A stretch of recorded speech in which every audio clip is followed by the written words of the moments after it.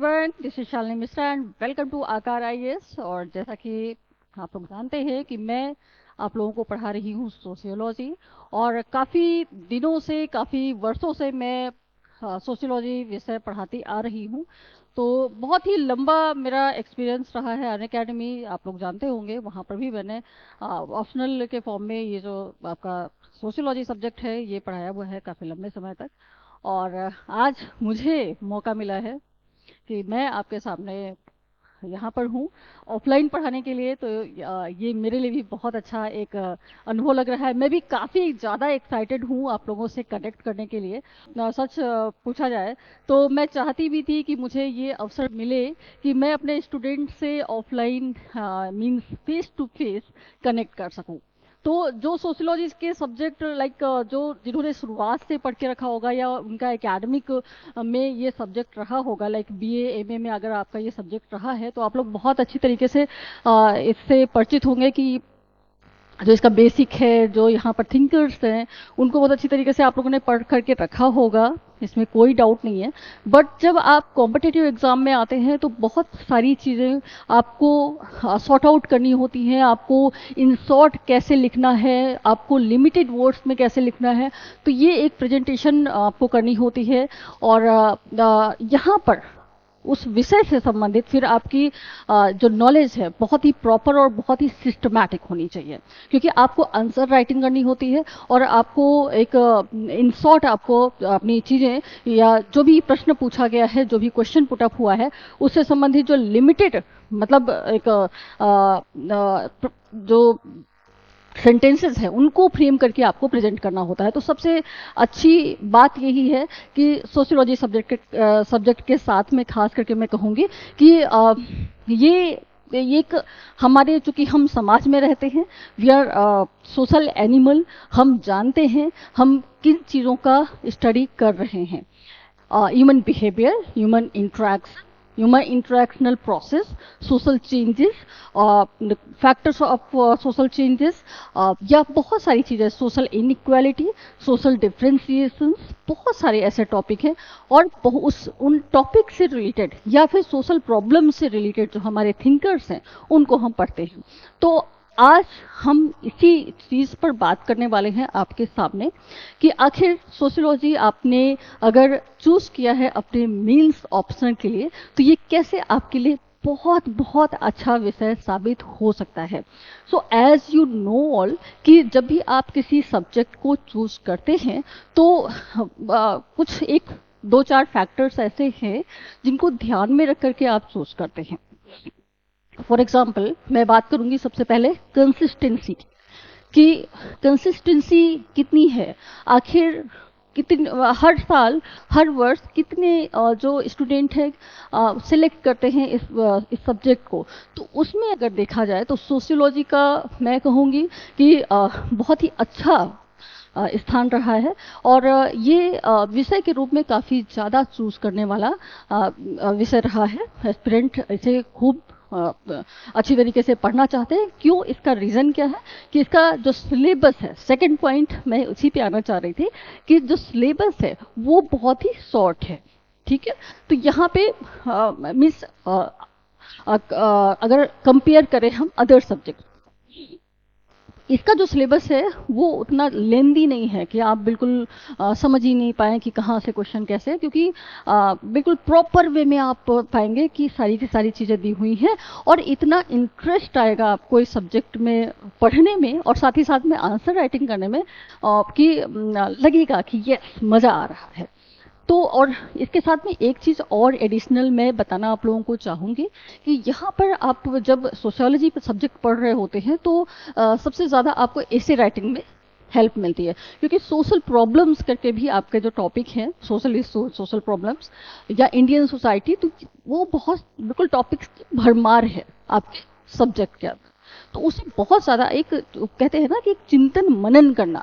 जब आप चिंतन मनन करते हैं ना किसी चीज़ के बारे में तो बहुत सारी चीज़ें निकल करके आपके सामने आती है और फिर आप बहुत अच्छी तरीके से खुद की जो विचारधारा है किसी चीज़ के बारे में, किसी घटना के बारे में, किसी समस्या के बारे में, तो वो आप प्रेजेंट कर पाते हैं। तो मैंने आप लोगों को बताया कि एक तो कंसिस्टेंसी हो गई किसी भी सब्जेक्ट को चूज करने में। सेकेंड पॉइंट इज स्कोरिंग कितना है। ये एक पॉइंट आता है हमारे सामने कि स्कोरिंग कितना है सब्जेक्ट, तो इस पर भी ध्यान दिया जाता है। तो इस मामले में भी जो हमारा सोशियोलॉजी है वो अच्छा खासा स्थान रखता है, स्कोरिंग भी है।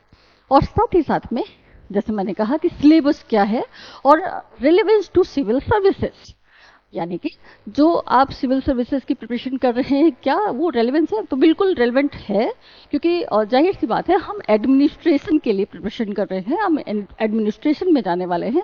तो उससे आप चूंकि सोसाइटी की प्रॉब्लम्स देख रहे हैं, सोसाइटी के बारे में आप बात करने वाले हैं, सोसाइटी में जा करके आप काम करने वाले हैं, आप समस्याओं को सॉल्व करने वाले हैं, तो ये सब्जेक्ट आपके लिए फिर बहुत बहुत अच्छा हो जाने वाला है। तो आइए हम लोग बात करते हैं यहाँ पर, जैसा कि हमने बताया कि यहाँ पर हम लोग बात करने वाले हैं, आज जो डिस्कशन होगा हमारा वो होगा कि आखिर इसका सिलेबस क्या है। तो बच्चों को बहुत बार डाउट होता है कहीं ऐसा तो नहीं सोशियोलॉजी है लाइक सोसाइटी को स्टडी करना है, बहुत सारे इसमें और बहुत सारे पर्सपेक्टिव जुड़ जाएंगे। तो इसमें जैसे कि हम जानते हैं कि चूंकि सोसाइटी है तो इसमें आर्थिक पक्ष भी आएगा, राजनीतिक पक्ष भी आएगा, सांस्कृतिक पक्ष भी आएगा, सामाजिक पक्ष भी आएगा। तो एवरी एस्पेक्ट ऑफ लाइफ यहाँ पर इंक्लूड हो जाएंगे हमारे सोशियोलॉजी के अंदर। तो एक नजर डाल लेते हैं कि आखिर एक इंट्रोडक्शन ले लेते हैं अपने हम सब्जेक्ट का। बहुत बहुत मजा आने वाला है जब आप पढ़ेंगे। तो ये देखिए, तो ये सोशियोलॉजी है और यहाँ पर सोशियोलॉजी का जो सिलेबस है 2024 के लिए देखें तो पेपर फर्स्ट में हम देखेंगे फंडामेंटल्स ऑफ सोशियोलॉजी। सबसे पहली चीज तो हम बात करेंगे फंडामेंट क्या है आखिर सोशियोलॉजी का। तो सोशियोलॉजी एज अ डिसिप्लिन हम देखेंगे। तो सबसे पहले तो हम बात करेंगे इसकी modernity and social change in Europe and emergence of sociology. आखिर सोशियोलॉजी डेवलप कैसे हुई, इमरजेंस कैसे हुआ, इसके बारे में सबसे पहले। और सच मायने में देखा जाए तो इसको बहुत हल्के में लेने वाला नहीं है। ये ऐसे कुछ टॉपिक हैं जो शुरुआती, जिसे हम कभी ये सोच के छोड़ देते हैं कि हाँ ठीक है पढ़ लेंगे, ऐसा कुछ यहाँ से क्वेश्चन जरूर पुटअप होते हैं। जब आप पिछले 10 वर्ष के जो क्वेश्चन पेपर हैं उनको जब आप देखेंगे तो यहाँ से क्वेश्चन पूछे जाते हैं कि आखिर emergence and development of sociology कैसे हुआ, क्योंकि सोशियोलॉजी सबसे बाद में आने वाला विषय है। और अगर हम अदर सोशल साइंसेज की बात करें तो उसमें सबसे बाद में आने वाला विषय हमारा सोशियोलॉजी ही है। तो ये तो हो गया हमारा modernity and social change in Europe, किस तरीके से मॉडर्निटी एंड सोशल चेंजेस आया यूरोप में और कैसे कैसे इमरजेंस हुआ सोशियोलॉजी का। देन सेकेंड यहाँ पर है scope of the subject and comparison with other social sciences. तो ये तो मतलब ये है ना कि आखिर जो अदर सोशल साइंसेज हैं लाइक हमारा हिस्ट्री हो गया, हमारा ज्योग्राफी हो गया और एंथ्रोपोलॉजी हो गया, या फिर बहुत सारे और सब्जेक्ट हैं जो कि सोशल साइंसेज की कैटेगरी में आते हैं। तो इनसे किस तरीके से रिलेट करता है, क्या तुलनात्मक एक अध्ययन हमें जरूर करना चाहिए कि भाई किस तरीके से रिलेट करता है, क्या हम उसमें क्या पढ़ते हैं और इसमें क्या पढ़ते हैं। तो ये भी एक बहुत ही इंपॉर्टेंट टॉपिक है। And sociology and common sense, ठीक है। तो ये हो गए हमारे बिल्कुल बेसिक से टॉपिक, मतलब emergence and development of sociology. तो इसमें थोड़ा थोड़ा हम जानेंगे कि आखिर यूरोप में कौन सी ऐसी परिस्थितियां थी, ऐसी कौन सी सिचुएशंस थी जिसके चलते जो समाजशास्त्र है वो विज्ञान के रूप में sociology as a science develop हुआ। और जैसे कि आप सभी जानते हैं कि ऑगस्ट कॉम्टे इसके फादर ऑफ सोशियोलॉजी के रूप में जाने जाते हैं। तो किस तरीके से आखिर कौन कौन सी परिस्थितियां थी जो कि सोशियोलॉजी को डेवलप करती हैं। जैसा कि मैंने कहा कि अदर जो सोशल साइंसेस थे वो पहले ही आ गए, पहले ही उन पर बात कर ली गई और सबसे बाद में मेन मुद्दे पे हम सबसे बाद में आए। ह्यूमन बिहेवियर के बारे में हमने बात सबसे बाद में करनी शुरू की। तो आखिर ऐसा क्यों हुआ, क्योंकि बहुत ज़्यादा कॉम्प्लेक्सिटी है ह्यूमन बिहेवियर में, बहुत ही ज़्यादा कॉम्प्लेक्सिटी है। शायद यही कारण रहा होगा कि हमने सबसे पहले ह्यूमन बिहेवियर के बारे में बात की। फिर यहाँ पे सेकंड जो आपका आता है वो है सोशियोलॉजी एज साइंस, ठीक है। तो साइंस के रूप में कैसे लिया गया, साइंस है या नहीं है। साइंस का मतलब आप सभी समझते होंगे कि जो कि तर्कपूर्ण है, जो रेशनल है, जो तर्कपूर्ण है, जो सिद्ध किया जा सके, वो चीज़ हमें जो प्रूवन है उन सारी चीज़ों को। तो आखिर क्या सोशियोलॉजी को बिल्कुल other sociology, other social sciences की तरह लिया जाए, जिस तरीके से अदर सोशल साइंसेज को स्टडी किया जाता है, क्या उसी तरीके से हम समाज का भी स्टडी करें? तो इसके बारे में बहुत सारी चीज़ें हैं, बहुत सारे कॉन्सेप्ट हैं, बहुत सारे थिंकर्स के थॉट हैं जो कि हम पढ़ने वाले हैं। तो साइंटिफिक मेथड क्या है एंड क्रिटिक, तो major theoretical strands of research methodology. Positivism के बारे में बात किया गया, जैसे जो हमारे ऑगस्ट कॉम्टे हैं, सबसे ज़्यादा फोकस उनका पॉजिटिविज्म में रहा एंड इट्स क्रिटिक। ठीक है, तो fact, value and objectivity and non positivist methodologies. तो यहाँ पर जब हम साइंस के रूप में इसको स्टडी करेंगे ना, तो यहाँ पे हमें ध्यान क्या रखना है कि यहाँ थोड़ा सा हमें पार्ट लेना है रिसर्च मैथोडोलॉजी का भी, क्योंकि जब हम किसी प्रॉब्लम को स्टडी कर रहे हैं, किसी सोशल प्रॉब्लम को स्टडी कर रहे हैं, तो आखिर हम उसको सिस्टमैटिक तरीके से उसमें से उस प्रॉब्लम का सोल्यूशन या उस प्रॉब्लम को हम किस तरीके से स्टडी करें, उसकी जो रियलिटी है उसको हम कैसे फाइंड आउट करें, तो ये बहुत ज़रूरी हो जाता है। फिर हम यहाँ पे बात करते हैं। अच्छा, यहाँ पर देखिए रिसर्च मेथड्स एंड एनालिसिस, ये थर्ड आपका आ गया, जिसमें हम देखेंगे कि आखिर किस किस तरीके से हम रिसर्च कर सकते हैं। तो क्वांटिटेटिव एंड क्वालिटेटिव है, टेक्निक्स ऑफ डेटा कलेक्शन, किस तरीके से डेटा को कलेक्ट किया जाएगा, variable sampling, hypothesis, reliability and validity. तो ये रिसर्च की मैथोडोलॉजी है जिसे हमें बहुत अच्छी तरीके से पढ़ना होगा। एक क्वेश्चन इसका जरूर आता है, जरूर पूछा जाता है, तो हमें बहुत अच्छी तरीके से इस चीज़ को पढ़ना है। मतलब ये सिर्फ इतना ही नहीं, इससे रिलेटेड हमें अच्छी एक इंफॉर्मेशन होनी चाहिए, तब हम जाकर के उसको अच्छी तरीके से लिख पाएंगे। फिर नेक्स्ट पार्ट जो है वो बहुत बहुत इम्पॉर्टेंट भी है और बहुत ही ज़्यादा पढ़ा जाने वाला है, हम कह सकते हैं बहुत इंटरेस्टिंग भी है। तो ये है हमारा सोशियोलॉजिकल थिंकर्स का पार्ट। और यहाँ पर आप देख सकते हैं 6 थिंकर्स हैं आपके पूरे सिलेबस में, और 6 थिंकर्स जो हैं वो सब एक से एक प्रोमिनेंट थिंकर्स हैं यहाँ पर। तो सबसे पहले तो हमारे जो कार्ल मार्क्स हैं, जो कि विश्व के नेता माने जाते हैं, पूरे विश्व के नेता, है ना, कि इन्होंने ही एक रास्ता दिखाया कम्युनिज्म का। तो कार्ल मार्क्स को हम बहुत अच्छी तरीके से पढ़ेंगे। हिस्टोरिकल मटेरियलिज्म है, मोड ऑफ प्रोडक्शन और एलिनिएशन की बात करते हैं, क्लास हिस्ट्रिकल इन्होंने बताया हुआ है, इनको बहुत अच्छी तरीके से पढ़ना होगा क्योंकि इससे रिलेटेड बहुत ही डीप क्वेश्चनिंग होती है, चाहे वो एमसीक्यूज फॉर्म में हो, चाहे वो मेंस का जो आपका आंसर राइटिंग होता है ना, कहीं भी किसी भी पेपर टाइप में हो, ये कार्ल मार्क्स पूछे ही जाते हैं। और आपका तो मतलब आपको लिखना है तो आपको बहुत अच्छे तरीके से इन्हें पढ़ना होगा और समझना होगा। फिर बात हम करते हैं इमाइल दुर्खीम की, जो कि रिप्रेजेंटेटिव ऑफ ऑगस्ट कॉम्टे माने जाते हैं। ऑगस्ट कॉम्टे के उत्तराधिकारी के रूप में इनका नाम लिया जाता है कि ऑगस्ट कॉम्टे ने जो एक परंपरा चलाई उसको आगे ले जाने का काम किया गया इमाइल दुर्खीम के द्वारा। ऑगस्ट कॉम्टे ने पॉजिटिविज्म की बात की थी। ऑगस्ट कॉम्टे की जो पॉजिटिविज्म की विचारधारा थी उसको आगे ले जाने का काम किया दुर्खीम ने। दुर्खीम बिल्कुल भी नहीं चाहते थे कि कोई अन्य चीज़ें हमारे समाज शास्त्र के अंदर शामिल हो जो कि उसको हौच पौच बना दे, जो कि उसको खिचड़ी शास्त्र बना दें। तो ये बहुत ही साइंटिफिकली स्टडी करना चाहते थे, फैक्ट्स पर फोकस करके चल रहे थे, और इसीलिए इन्होंने सोशल फैक्ट की बात की। तो आप देख सकते हैं, एक तो सबसे पहले इन्होंने डिवीजन ऑफ लेबर हमें पढ़ना है, उसके बाद में हमें सोशल फैक्ट पढ़ना है, और सुसाइड है इनका टॉपिक। फिर हम देखते हैं रिलीजन एंड सोसाइटी। तो जितने भी टॉपिक है बहुत बहुत इंपॉर्टेंट है। फिर आते हैं हमारे मैक्स वेबर। मैक्स वेबर जो है ये हमारे लीक से हट करके काम करने वाले हैं, मल्टी डायमेंशनल, मल्टी टास्कर, हम ये कह सकते हैं कि ऑल राउंडर, है ना। इन्होंने लीक से हट करके काम किया। जितने भी थिंकर्स थे उस समय, क्लासिकल थिंकर्स में देखा जाए तो उसमें मैक्स वेबर का जो अपना रोल रहा वो बिल्कुल अलग रहा, बिल्कुल जुदा रहा। तो मैक्स वेबर किसके बारे में बात करते हैं? सबसे पहले उन्होंने सोशल एक्शन की बात की। इन्होंने जब सोशियोलॉजी को डिफाइन किया तो इन्होंने कहा ही बहुत ही सीधे और बहुत ही साफ अर्थों में यही चीज़ कही कि जो सोशियोलॉजी है वो स्टडी करता है सोशल एक्शन को, ठीक है, इंटरप्रिटेट करता है। तो सोशल एक्शन है ideal types, authority, bureaucracy and Protestant ethic and the spirit of capitalism, जिसमें इन्होंने धर्म की इतनी अच्छी तरीके से व्याख्या की है। मार्क्स के फॉलोअर थे वेबर, लेकिन वेबर ने जिस तरीके से मार्क्स को फॉलो करते थे लेकिन अंधानुकरण नहीं करते थे। मार्क्स की जो विचारधाराएं थी उनसे ये मोटिवेट जरूर थे, लेकिन इन्होंने अपनी एक विचारधारा रखी, जैसे कि मार्क्स कहते हैं। अब हम एक एग्जाम्पल के थ्रू समझ लेते हैं कि Protestant ethics and the spirit, Protestant ethic and the spirit of capitalism की ही बात कर ली जाए तो यहाँ पर हम देखते हैं कि मार्क्स ने तो सीधे सीधे अर्थों में कह दिया कि जो धर्म है वो जनता के लिए अफीम का काम करता है। सीधे और साफ शब्दों में मार्क्स का ये कहना था, वो बिल्कुल भी कोई भी तरीके से ह्यूमनिस्टिक अप्रोच लाना ही नहीं चाहते थे अपने स्टार्टिंग। लेकिन मैक्स वेबर ने कहा नहीं, धर्म जो है बहुत ही विशेष भूमिका निभाता है। ऐसा कुछ भी नहीं है कि धर्म सिर्फ अफीम है।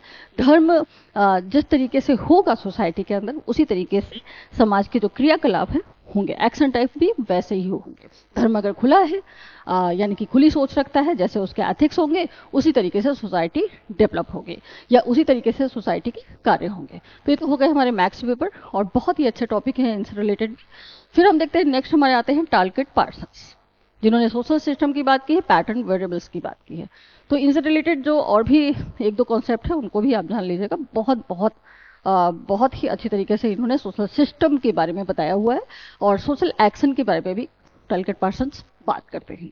फिर हमारे मर्टन आते हैं और मर्टन बहुत ही ज़्यादा पूछे जाने वाले हमारे थिंकर हैं, जिनसे जो बताते हैं फंक्शन के बारे में।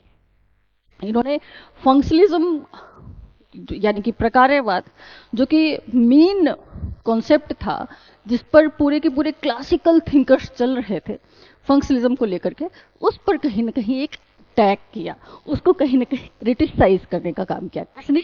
मर्टन ने। इन्होंने बताया latent and manifest function, conformity and deviance के बारे में, एंड साथ ही साथ में इन्होंने रेफरेंस ग्रुप की बात की। तो ये तो हो गए हमारे मर्टन। उसके बाद में आते हैं मीड, जीएच मीड।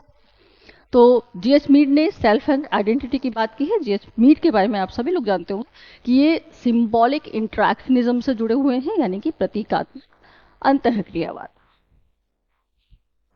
तो ये तो हो गई थिंकर्स की बात। अब हमें बात करते हैं यहाँ पर जो हमारा नेक्स्ट जो नंबर है, stratification and mobility. Unit wise है। पेपर फर्स्ट में आपको 10 यूनिट मिलेंगे, पेपर सेकंड में आपको 8 यूनिट मिलेंगे। तो आप देख सकते हैं स्ट्रैटिफिकेशन एंड मोबिलिटी, यानी कि हमारे समाज में क्या स्ट्रैटिफिकेशन है, हमारे समाज में असमानता है।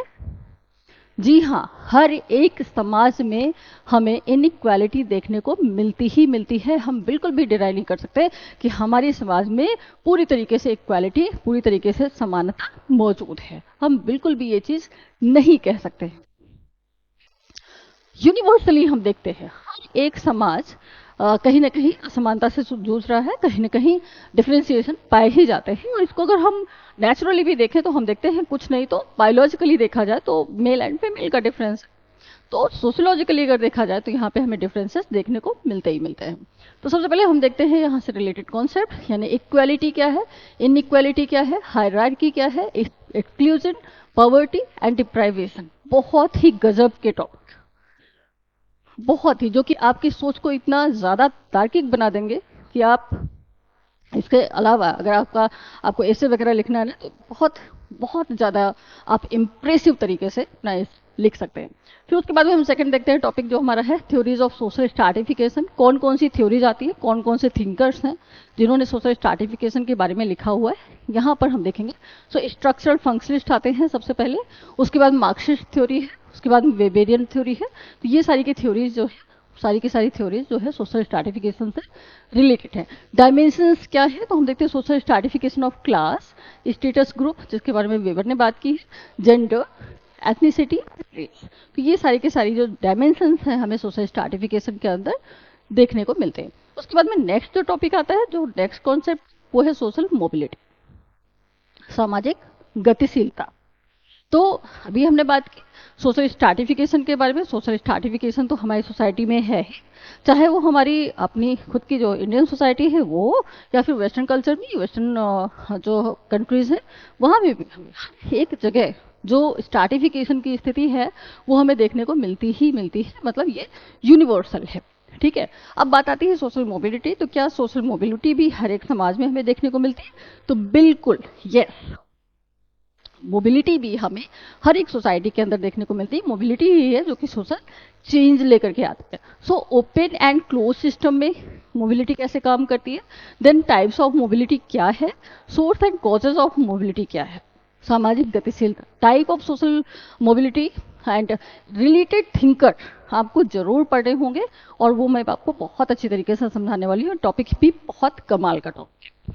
फिर उसके बाद में हम बात करेंगे यूनिट जो हमारा 6 नंबर है, यूनिट 6, जिसमें हम देखते हैं works and economic life.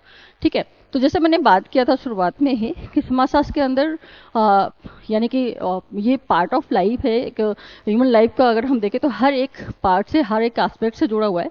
Like economy भी है, कल्चरल पर्सपेक्टिव भी पढ़ने को हमको मिलता है, हमें पॉलिटिकल पर्सपेक्टिव भी देखने को मिलता है। तो ये सारे के सारे पर्सपेक्टिव जुड़े हुए हैं।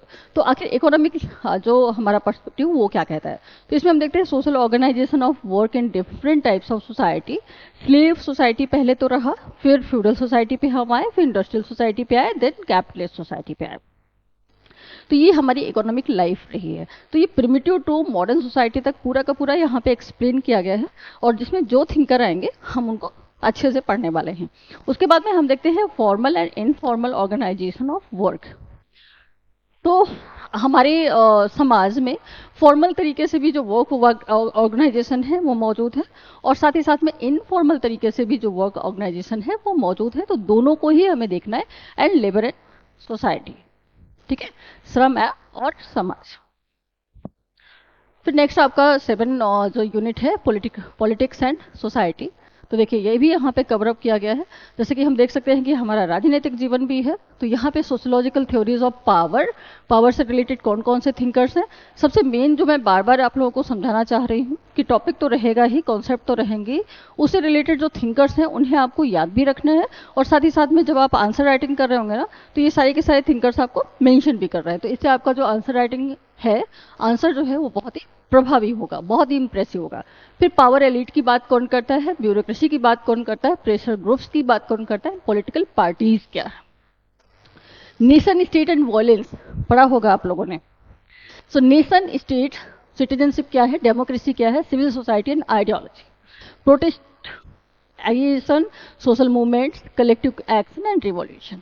तो ये पॉलिटिक्स एंड सोसाइटी से रिलेटेड ये जो जितने भी कॉन्सेप्ट हैं, ये सब कहीं ना कहीं हमें ये समझाने की के लिए है, ये बताने के लिए है कि आखिर ये जो जितनी ये चीज़ें हैं ये किस तरीके से हमारी सोसाइटी से रिलेट कर रही हैं, प्रिमिटिव से लेकर के मॉडर्न सोसाइटी तक इनकी स्थिति क्या रही है। ये भी हमको जरूर देखना होगा कि क्या प्रिमिटिव सोसाइटी के अंदर कुछ ऑर्गेनाइजेशनल फॉर्म में चीज़ें रही हैं, या फिर आज हमारी मॉडर्न सोसाइटी में ही हमें ये सारी चीज़ें देखने को मिलती है। ठीक है, उसके बाद में बात आती है रिलीजन एंड सोसाइटी की, जो कि यूनिट 8 में आएगा। ये सब अभी पेपर फर्स्ट में है आपके। फिर इसमें sociological theories of religion, again यहाँ पे जितने भी थिंकर्स हैं आपको बहुत अच्छी तरीके से पढ़ेंगे theory of religion.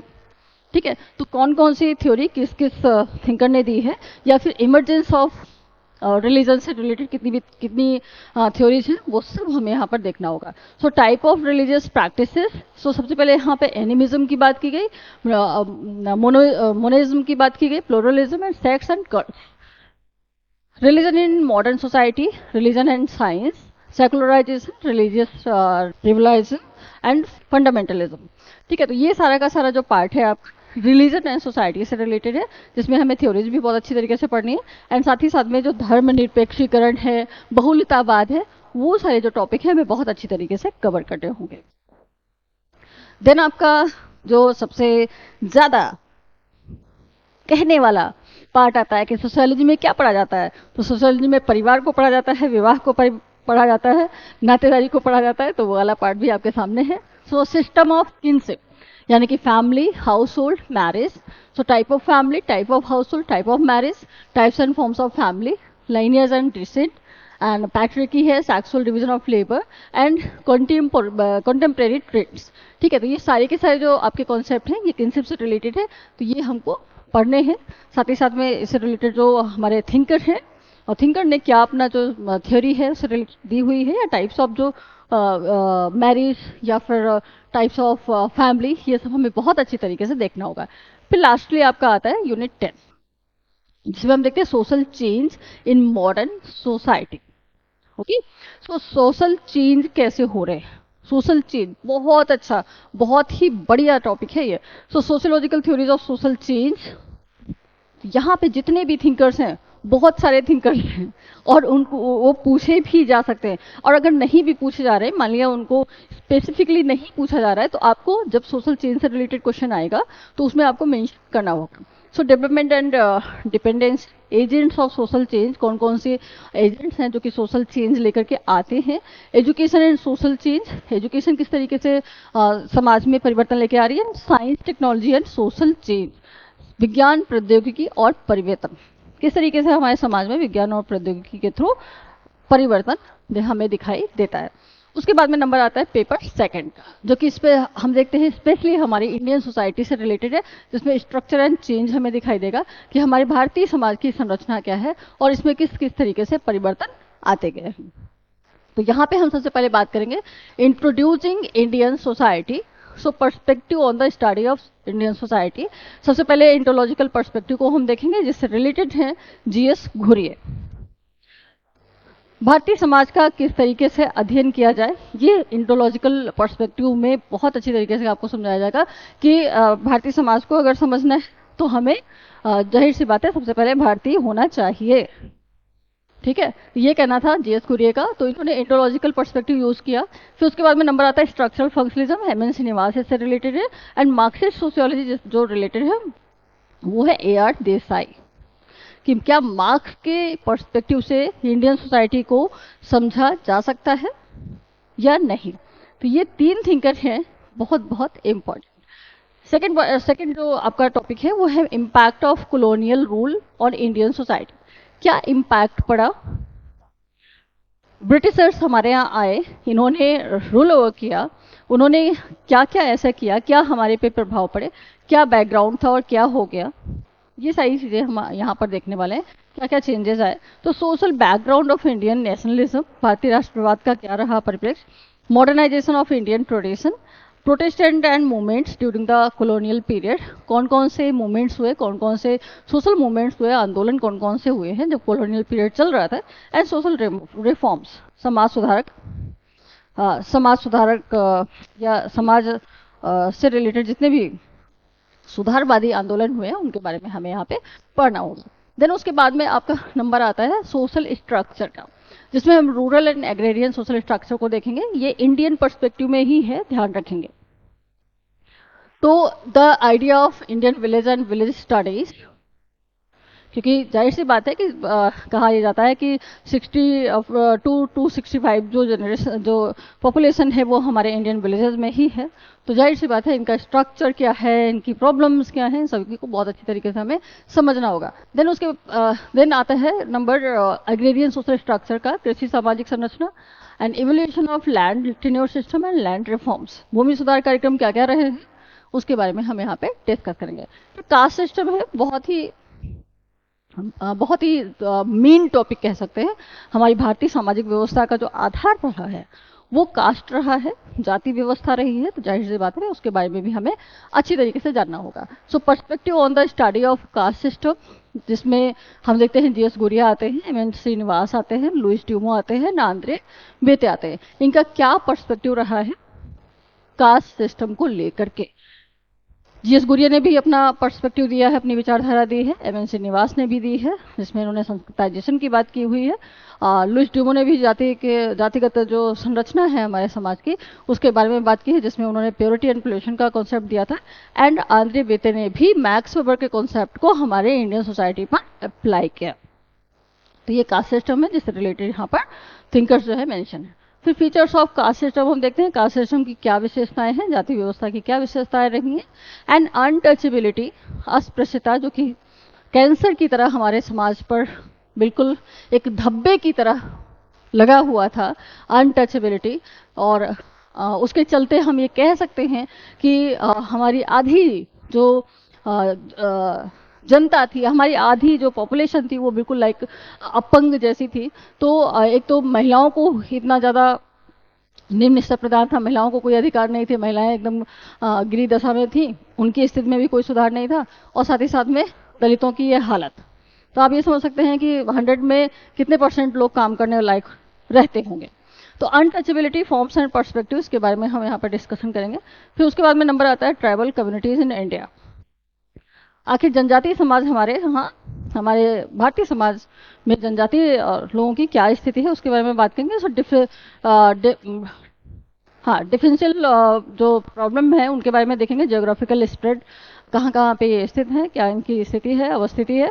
Colonial policies and tribes, colonial period में यानी ब्रिटिशर्स के समय की पॉलिसीज क्या रही हैं। तो वो तो खूब पॉलिसीज बनाया करते थे क्योंकि उनको तो चाहिए ही था। और यहाँ पे आप लोगों को पता होगा कि उन्होंने खूब रिसर्च वर्क करवाए थे, खूब जितने भी एंथ्रोपोलॉजिस्ट आते थे उनको इनवाइट कर लेते थे कि बिल्कुल आप आइए और यहाँ के कल्चर के बारे में जानने की ट्राई करिए। और उनको अच्छा खासा वो पूरा अनुदान वगैरह दिया करते थे कि जितना रिसर्च कर सके उतना अच्छा है। क्योंकि होता क्या था ना कि जितना अच्छी तरीके से यहाँ के कल्चर को जान पाएंगे यानी ब्रिटिशर्स जान पाएंगे उतनी अच्छी तरीके से यहाँ अपने आप को स्टैब्लिश कर पाएंगे। तो पॉलिसीज वगैरह तो खूब लेकर के आते थे। फिर issues of integration and autonomy. फिर नेक्स्ट आता है आपका सोशल क्लासेस इन इंडिया। कौन कौन से क्लास रहे हैं तो हम देखेंगे एग्रेरियन क्लास स्ट्रक्चर रहा है, इंडस्ट्रियल क्लास स्ट्रक्चर रहा है, मिडिल क्लासेस इन इंडिया। ठीक है, तो ये 3 टाइप ऑफ क्लास हमें देखने को मिलते हैं हमारी इंडियन सोसाइटी के अंदर। फिर system of kinship in India, kinship का प्रकार तो हमने देखा ही। हमारे भारतीय समाज के अंदर जो किनशिप सिस्टम है वो कैसा रहा है तो हम देखते हैं हमको यहाँ पे लीनियर एंड डिसेंट फॉर्म में जो सिस्टम है वो देखने को मिलता है। टाइप्स ऑफ किनशिप सिस्टम, इसके बारे में हम बात करेंगे। Family and marriage in India, इसको हमने फर्स्ट पेपर में भी देखा था और यहाँ भी हमें देखना है। तो यहाँ हमें इंडियन पर्सपेक्टिव में देखना होगा। And household dimensions of the family, so patriarchy है, एंटाइटलमेंट्स है and sexual division of labour. क्या है हमारी इंडियन सोसाइटी के अंदर ये हमें समझना होगा और उससे रिलेटेड जो भी डेटा है वो भी हमें पढ़ने होंगे। सो रिलीजन एंड सोसाइटी, आखिर भारतीय समाज में धर्म का क्या महत्व रहा है और किस तरीके से कोऑर्डिनेट करके हम चले हैं तो इसके बारे में हम बात करेंगे। तो हम देखते हैं कि यहाँ पर रिलीजियस कम्युनिटीज इन इंडिया कौन कौन सी कम्युनिटीज रही हैं and problems of religious minorities, धार्मिक अल्पसंख्यक जो है उनकी कौन कौन सी प्रॉब्लम रही है उसको हम देखेंगे। सो सोशल चेंज इन इंडिया, क्या चेंजेस हुए हैं हमारे समाज में। So vision of social change in India, अगर हम इनकी बात करें तो हम देखते हैं idea of development planning and mixed economy. हमारे यहाँ मिक्स्ड इकोनॉमी जो है वो अप्लाई की गई और सोशल चेंज को लाने के लिए ट्राई किया गया। सो कॉन्स्टिट्यूशन भी ऐसा ही बनाया गया, लॉ एंड ऑर्डर भी बनाए गए जो कि हमारे समाज में परिवर्तन ला सके। क्योंकि समाज बहुत सारी अंधविश्वासों से, रूढ़ियों से, बहुत सारी चीज़ों से जकड़ा हुआ था। तो परिवर्तन लाने के लिए कुछ नियमों को अप्लाई करना जरूरी हो गया था और जिसके लिए कॉन्स्टिट्यूशनल चेंजेस भी लाने पड़े और जिसके लिए हमें बहुत सारे लॉ एंड ऑर्डर लाने पड़े। सो एजुकेशन भी कहीं ना कहीं एक बहुत बड़ा माध्यम हुआ कि हमारे समाज में उसके थ्रू भी बहुत चेंज आया। अभी अगर हम 25 साल पहले तक बात करें तो तभी बहुत कॉम्प्लिकेटेड टाइप ऑफ सोसाइटी में देखना, लाइक हम एक छोटा सा एग्जांपल ले लें कि कास्ट सिस्टम को लेकर के। तो कास्ट सिस्टम को लेकर के अगर हम 25-30 साल पहले भी झांके ना तो बहुत अच्छी स्थिति हम नहीं कह सकते हैं। अगर हम चूँकि जैसे कि हम जानते हैं कि भाई हमारी जितनी जनसंख्या है ऑलमोस्ट जो है वो गांव में ही निवास करती है, तो क्या उनकी मेंटेलिटी चेंज हो पाई है? नहीं। लेकिन एजुकेशनल सिस्टम के थ्रू बहुत सारी चीज़ें जो है वो चेंज हुई हैं। बहुत सारी चीज़ें अब जो शहरी क्षेत्रों में हम कह सकते हैं कि यस चेंजेस आए हैं, लेकिन बहुत हद तक चेंज आ गए हैं। लेकिन अगर ये कहा जाए कि नहीं पूरी तरीके से चेंजेस आ गए हैं तो पूरी तरीके से चेंजेस अभी भी नहीं आए हैं। हाँ, अगर एजुकेशन सिस्टम हमारा स्ट्रांग रहा तो ये जो रूढ़िवादिता है, जो इतनी ज़्यादा चीज़ें बिल्कुल कहीं ना कहीं हमारे समाज को पीछे धकेल रही हैं, रूढ़िवादिता है, अंधविश्वास है, बहुत बहुत सारी चीज़ें ऐसी हैं, तो वो कहीं ना कहीं उस क्रम में फिर हम आगे बढ़ सकेंगे। फिर हम यहाँ पर बात करते हैं rural and agrarian transformation in India. आखिर क्या उपाय किए गए हैं, क्या क्या चेंजेस आए हैं इस क्षेत्र में, क्या परंपरागत रूप से ही अभी तक हमारे यहाँ जो एग्रेरियन सिस्टम है वो चल रहा है या फिर सरकार के द्वारा कुछ ऐसे प्रोग्राम लाए गए हैं डेवलपमेंटल प्रोसेस के लिए। तो हम देखते हैं programme of rural development, community development, ये प्रोग्राम लाए गए हैं। यस, सबसे पहले तो हम बात करें कम्युनिटी डेवलपमेंट प्रोग्राम ही आया, CDP जिसे कहा जाता है, सामुदायिक विकास योजना। फिर हम देखते हैं कोऑपरेटिव्स, पॉवर्टी एलिवेशन स्कीम्स, ये सारा कुछ लाया गया जिससे कि हमारे रूरल एंड एग्रेरियन स्ट्रक्चर में चेंज आया। फिर ग्रीन रेवोल्यूशन एक बहुत बड़ा माध्यम था एंड जिसके थ्रू हमें सोशल चेंजेस देखने को मिलते हैं। Changing modes of production in Indian agriculture and problems of rural labour, bondage and migration. प्रवासन भी है हमारे यहाँ बंधुआ मजदूरी की अभी भी कहीं कहीं हमें, हालांकि अब खत्म हो गई है, एक्ट के थ्रू इसको खत्म कर दिया गया, बट जो मजदूरों की जो प्रॉब्लम है वो अभी भी मोर और लेस है, तो उसे भी सॉल्व करने की जरूरत है। सो नेक्स्ट आता है आपका again industrialisation and urbanisation in India. जो औद्योगिकरण और नगरीकरण की जो स्थिति है वो हमारे इंडियन सोसाइटी के अंदर कैसी है, तो evolution of modern industry in India, कैसे विकास हुआ मॉडर्न इंडस्ट्री सिस्टम का हमारे यहाँ, growth of urban settlement in India and working class, जिसमें हम स्ट्रक्चर देखेंगे, ग्रोथ देखेंगे, क्लास मोबिलाइजेशन देखेंगे, informal sector, child labour, slums and deprivation in urban area. And next आपका है पॉलिटिक्स एंड सोसाइटी, जो कि हमने पेपर फर्स्ट में भी देखा था कि वहां पर भी आपको लिखना है, और आपको पेपर सेकंड में भी ये पार्ट हमें देखने को मिल रहा है। तो यहाँ पे नेशन की बात है, राष्ट्र, democracy and citizenship, political parties, again यहाँ पर हमें देखना है, भारतीय संदर्भ में हमें प्रेशर ग्रुप्स को समझना होगा, and social and politics elite को समझना होगा। रीजनलिज्म क्या है, and decentralisation of power. Decentralisation of power means जो पंचायती राज सिस्टम है वो किस तरीके से हमारे यहाँ काम कर रहा है, एंड साथ ही साथ में फिर आ जाएगा आपका secularisation.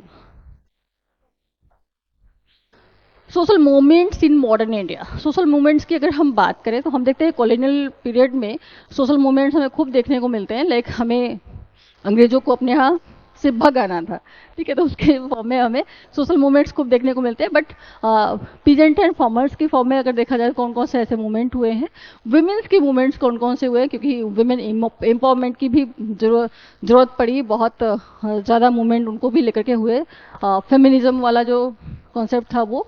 So backward classes and Dalit movement कौन कौन से हुए, इन्वायरमेंटल मूवमेंट कौन कौन से हुए, लगभग ये सारी चीज़ें आपके जो जीएस पॉइंट ऑफ व्यू से है वो भी बहुत ही ज़्यादा हेल्पफुल रहेगा, और साथ ही साथ में आपके ऐसे टाइप में भी बहुत ज़्यादा हेल्प करने वाला है। ये सारे के सारे जो टॉपिक है बहुत बहुत इंपॉर्टेंट है इसीलिए। So ethnicity and identity movements, and then उसके बाद में नंबर आता है आपका पॉपुलेशन डायनेमिक्स, ठीक है। अब ये जो पार्ट है आप देखिएगा ध्यान से। सो पॉपुलेशन साइज क्या है, हमारे ग्रोथ क्या है, कंपोजिशन एंड डिस्ट्रीब्यूशन किस तरीके से है, कंपोनेंट्स ऑफ पॉपुलेशन ग्रोथ, जिसमें हम बर्थ को भी देखेंगे, डेथ को भी देखेंगे, एंड माइग्रेशन को भी देखेंगे। पॉपुलेशन पॉलिसीज कौन कौन सी आई हैं, एंड फैमिली प्लानिंग किस तरीके से एप्लीकेबल रही है हमारे यहाँ। साथ ही साथ में इमर्जिंग इशूज अगर देखा जाए तो एजिंग की जो इशूज हैं वो देखने को मिलते हैं, सेक्स रेशियोज की हमें देखने को मिलते हैं, चाइल्ड एंड इन्फेंट मॉर्टेलिटी की हमें देखने को मिलते हैं इशूज, एंड साथ ही साथ में रिप्रोडक्टिव हेल्थ की देखने को मिलते हैं। तो ये सारी चीज़ें जो है हमें पॉपुलेशन डायनेमिक्स में देखने को मिलेंगी। बहुत अच्छी तरीके से हमें इसे भी प्रिपेयर करना होगा। फिर उसके बाद में जो लास्ट वन है वो आप देखेंगे चैलेंजेस ऑफ सोशल ट्रांसफॉर्मेशन। आखिर जो समाज में बदलाव लाने हैं, कौन कौन सी ऐसी चुनौतियां हैं जो हम फेस कर रहे हैं आज के डेट में भी। हम डेवलपमेंटल प्रोसेस में जा रहे हैं, हम बहुत सारी बातें करते हैं, हम बहुत सारे दावे करते हैं, लेकिन क्या हम सक्सेसफुली उनको इम्प्लीमेंट कर पा रहे हैं, नहीं कर पा रहे हैं, बात ये है। तो यहाँ पे क्राइसिस ऑफ डेवलपमेंट है, जिसमें हम देखते हैं डिस्प्लेसमेंट बहुत हो रहा है, इन्वायरमेंटल प्रॉब्लम्स एंड सस्टेनेबिलिटी जो है वो हमें देखने को मिल रही है। पॉवर्टी बहुत बड़े लेवल पे है, डिप्राइवेशन एंड इनइक्वालिटीज़ की जो प्रॉब्लम है ये एक बहुत बड़े चैलेंज के रूप में हमें दिखाई देती है। नेक्स्ट है वॉयलेंस अगेंस्ट वीमेन, तो इसके एग्जाम्पल तो आए दिन हमें मिलते रहते हैं। And caste conflicts, ethnic conflicts, communalism, religious revivalism, literacy and disparities in education. तो इन टोटल हम देख सकते हैं कि जो सोशियोलॉजी का आपका पूरा का पूरा सिलेबस है और इतनी जो यूनिट है वो कितनी कितने अच्छी तरीके से कहीं ना कहीं हमारा एक इंटरेस्ट भी डेवलप करेंगी, और हर एक चीज़, हर एक कॉन्सेप्ट जो है हमारे समाज से जुड़ी हुई है। और कहीं ना कहीं जब आप अपनी बातों को रखते हैं, आप अपनी विचारधाराओं को रखते हैं ना, तो ये जो पूरे कॉन्सेप्ट हैं जो दिए हैं, गिवन है आपके सोशियोलॉजी सब्जेक्ट के अंदर, कहीं ना कहीं बहुत ज़्यादा रेशनलिस्टिक फॉर्म में आपको प्रेजेंट करने का मौका देते हैं। तो सिर्फ बात सब्जेक्ट की नहीं है, ये तो पूरे ह्यूमन बिहेवियर की भी यहाँ पे बात हो गई। तो इसके लिए मैं आप लोगों से यही कहूँगी कि आइए पढ़िए, हमारे साथ में जुड़िए आकर के, और ये सब्जेक्ट को और भी ज़्यादा इंटरेस्टिंग बनाने वाली हूँ मैं आपके साथ में। सो चलिए हम लोग ऑफलाइन क्लासेस में मिलते हैं बहुत जल्दी। Thank you everyone.